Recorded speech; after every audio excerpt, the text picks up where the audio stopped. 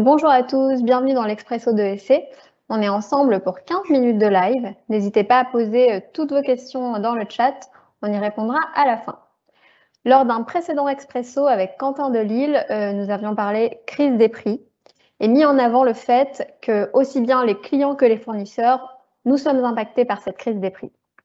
On est lié par un contrat, les enjeux sont partagés avec différents niveaux de risque pour chaque acteur. Et parfois, ces contextes de crise peuvent provoquer de la crispation et menacent l'équilibre économique de chacun. Pour accompagner nos clients dans cette crise du marché de l'énergie, bien entendu, nos forces commerciales sont en contact permanent avec leurs clients, mais nous avons aussi proposé à nos clients des conseils, de l'éco-geste à de l'accompagnement sur de l'énergie management pour les aider à réduire leur consommation. On a aussi décortiqué le marché avec Quentin à plusieurs reprises pour vous aider à mieux comprendre le marché et à optimiser vos achats. Mais il nous manque un regard externe sur l'importance des relations clients-fournisseurs. Pour mieux les comprendre, nous recevons aujourd'hui l'acteur le plus à même de nous parler de l'harmonie de ces relations, Pierre Pelouzet, médiateur des entreprises. Bonjour Pierre. Bonjour Justine. Merci d'être avec nous ce matin. C'est la deuxième fois que nous vous recevons dans un Expresso. On est très content de vous recevoir à nouveau.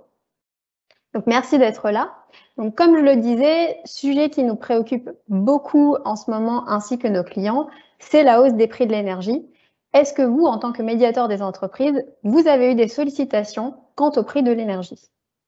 Oui, alors Justine, vous l'avez dit en introduction, mon métier, mon rôle, c'est de travailler sur les relations entre les acteurs économiques, que ce soit les clients, les fournisseurs, aussi les locataires et les bailleurs, mais toutes les relations entre ces acteurs économiques sont primordiales pour nous permettre de passer les caps de notre économie. Et aujourd'hui, notre économie, la bonne nouvelle, c'est qu'elle est florissante. On voit une reprise économique fantastique sur tous les domaines, dans le monde entier. Donc ça, c'est la bonne nouvelle. Mais effectivement, ça a quelques effets induits. Sur le prix de l'énergie, mais pas que, sur l'ensemble des matières premières. On travaille sur tous ces sujets-là. On voit le bois, on voit l'acier, on voit toutes les matières pétrochimiques qui flambent. Et tout ça, ça a un impact sur l'économie et sur les relations entre acteurs économiques.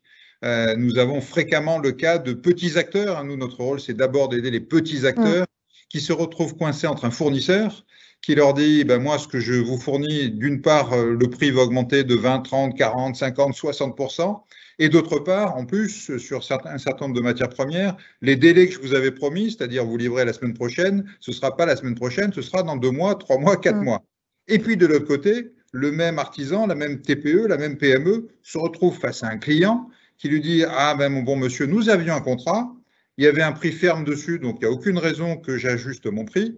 Et en plus, il y avait un délai de livraison, et si vous me livrez en retard, je vous mets des pénalités de retard.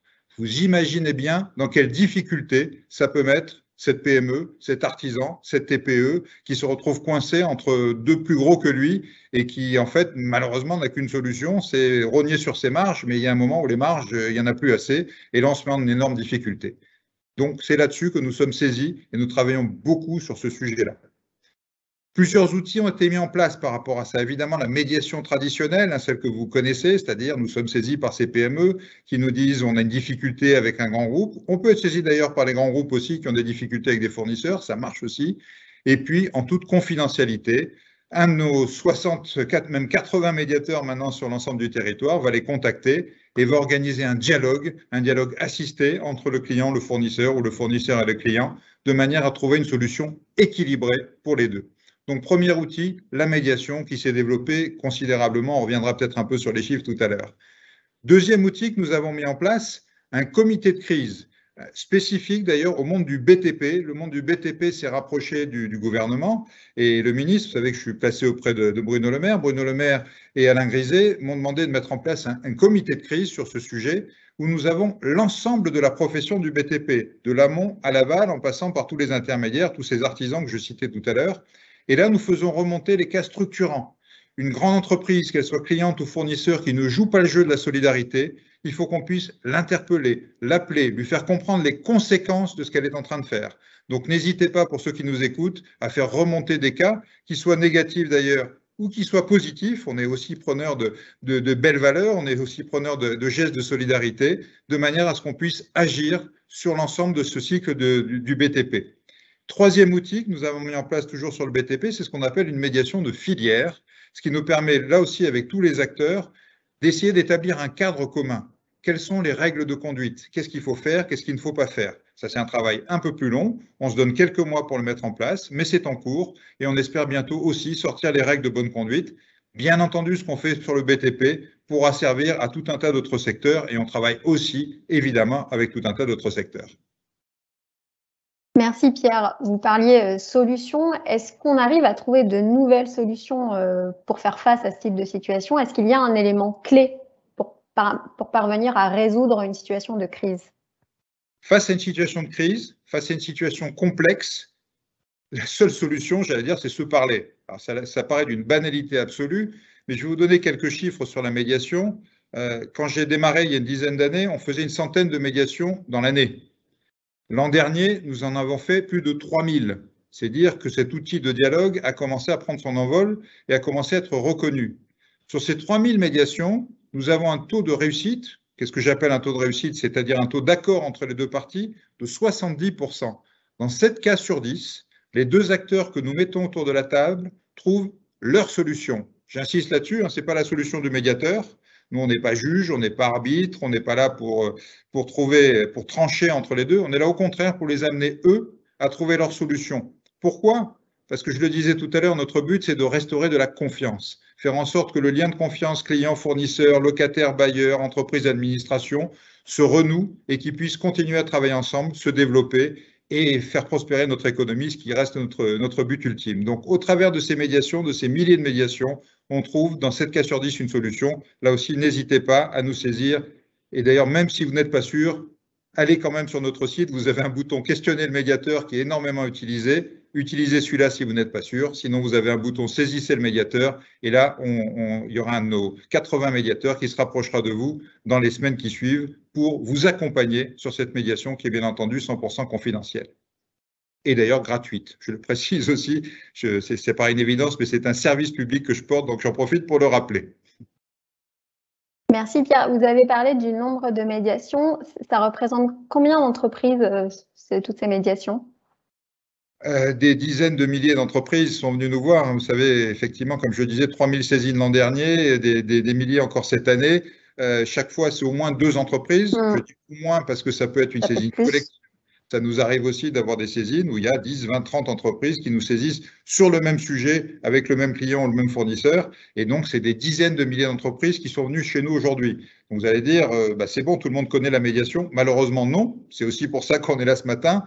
Il y a encore beaucoup d'entreprises qui soit ne nous connaissent pas bien, soit ne nous connaissent pas du tout d'ailleurs, soit ne nous connaissent pas bien, se disent, oui, j'en ai entendu parler, je ne sais pas trop ce que c'est, soit nous connaissent mais n'osent pas venir. Il y a une espèce de peur, de frein en se disant, ah oui, mais si je vais en médiation, qu'est-ce qui va se passer? Je vais me fâcher avec mon client, avec mon fournisseur. En fait, c'est tout le contraire.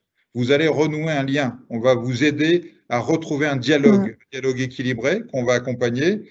Et d'ailleurs, de manière intéressante, souvent on nous dit, non seulement je n'ai pas rompu la relation, mais j'ai même plus de business maintenant avec mon client que je n'en avais avant. Donc, n'hésitez pas.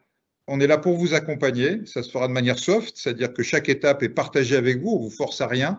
Mais ne restez pas dans la difficulté inutilement alors que la médiation est là pour vous aider. Merci Pierre. Je vous propose qu'on réponde à une question du chat qui est plutôt intéressante. Quel est le temps moyen d'une médiation? Une médiation, ça va très vite. D'abord parce qu'on est pleinement conscient de l'urgence pour vous. On est dans le monde de l'entreprise. On sait que si on a une difficulté, ce n'est pas dans 6 mois qu'il faut la résoudre, c'est maintenant. Donc, ça va beaucoup plus vite, j'allais dire, que d'autres moyens traditionnels. Par exemple, aller attaquer son client ou son fournisseur en justice, on sait que ça peut prendre un certain temps. Là, une médiation, c'est quoi? Vous nous saisissez, une semaine, 10 jours après, le médiateur ou la médiatrice la plus proche de chez vous, je rappelle qu'il y en a partout sur le territoire, vous contacte, vous écoute, vous donne un petit conseil éventuellement. On n'est pas obligé d'aller tout de suite en médiation, on peut essayer ceci ou cela. Et une fois que vous êtes calé, va chercher l'autre partie, soit vous, soit la personne va chercher l'autre partie, et l'amène autour de la table. Et là, de quoi a-t-on besoin? Une réunion, 2 réunions, 3 réunions? J'allais dire, si au bout de 3 ou 4 réunions maximum, on n'a pas résolu le problème, c'est qu'il n'y aura pas de solution. Et comme on l'a dit, s'il y a 7 cas sur 10, on trouve une solution, il y en a 3 sur 10 dans laquelle on se dit on n'en trouvera pas. Mais 3-4 réunions, ça va vite. En moyenne, c'est 2-3 mois pour nos médiations. Donc, vous voyez, on est vraiment sur un temps extrêmement court. qui permet ensuite éventuellement d'ailleurs de se retourner si on est en échec. Si effectivement dans les 3 cas sur 10 on n'y arrive pas, on peut toujours aller vers d'autres moyens de résolution des conflits, mais déjà essayez la médiation, vous allez y passer 2-3 mois maximum et dans beaucoup de cas trouver une solution, donc ça vaut le coup. Merci beaucoup Pierre. Quelle serait votre ultime recommandation? Tout à l'heure vous aviez parlé de la place de l'humain, est-ce que vous pouvez nous en dire un peu plus? Oui, l'humain est primordial parce qu'on a l'impression d'être encadré par des contrats, par des lois, par des normes. Effectivement, on a tout ça. Maintenant, en vrai, on le voit en médiation, quand 2 êtres humains ont envie de trouver une solution, ils la trouvent. Ils la trouvent et ensuite, ils peuvent la remettre dans un cadre légal, juridique, contractuel. Donc, oui, poussons vers des solutions humaines, intelligentes, poussons aussi vers des solutions qui aident à la trésorerie des entreprises, c'est-à-dire que face à cette flambée des matières premières, de l'énergie, etc., la trésorerie de vos fournisseurs, la trésorerie de vos clients est primordiale. Il y a un certain nombre d'outils que vous, entreprises, pouvez déclencher pour aider vos fournisseurs. Évidemment, les payer le plus tôt possible. Vous savez, mon combat pour les délais de paiement, payer en temps et en heure, voire même dans ces temps difficiles, essayer de payer plus tôt vos petits fournisseurs les plus fragiles. Et puis, il y a un certain nombre d'outils que vous pouvez mettre en place.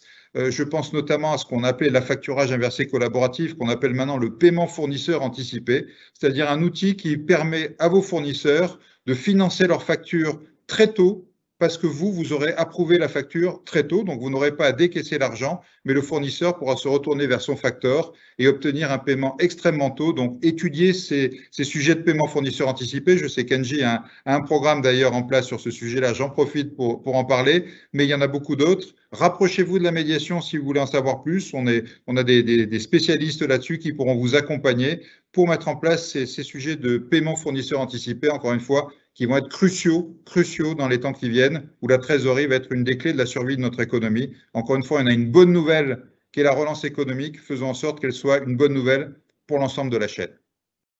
Merci Pierre. Comme il nous reste 2 minutes, j'en profite pour qu'on traite une dernière question sur le chat.